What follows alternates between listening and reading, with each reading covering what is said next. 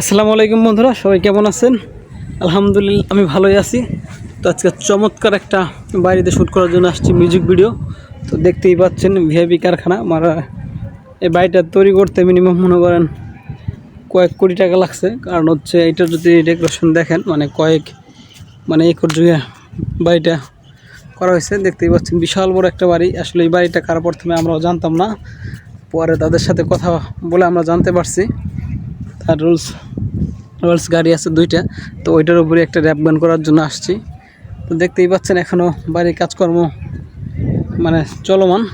তো আপনাদের ঘুরে একটু পুরোটা দেখানোর চেষ্টা করব। এই হচ্ছে তার পুরা বাড়ির আকৃতিটা, মানে এটা হচ্ছে আপনার মানে বিল্ডিং শেপ। আর এই পাশে হচ্ছে গার্ডেনের মতো পুরা একদম উন্নত মানের রেস্টুরেন্টের মতো করা হয়েছে। এটা আসলে একটা বাড়ি। সো আপনাদের ঘুরে সামনে দেখানোর চেষ্টা করব।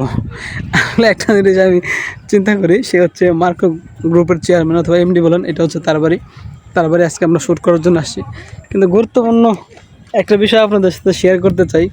আসলে মানুষ মানে কিসে যে সুখ পায় সেটাই বোঝে না। কারণ এই যে উনি যত বিশাল বিলাসবহুল বাড়িটা করছে, আসলে এই বাড়িটা আদৌ কি তার থাকার সৌভাগ্য হবে কি? কারণ মালিক বলে এখানে থাকে না, শুধু কর্মচারী আর হচ্ছে হয়তো ঘনিষ্ঠ যারা লোকজন আছে তারা থাকে।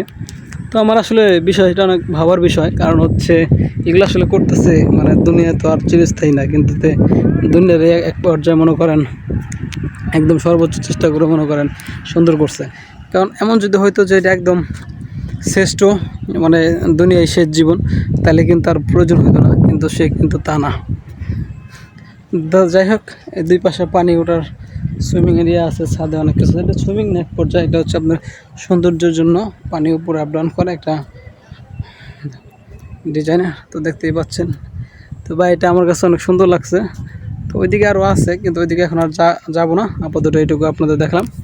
আল্লাহ হাফেজ, সবাই ভালো থাকবেন, সুস্থ থাকবেন।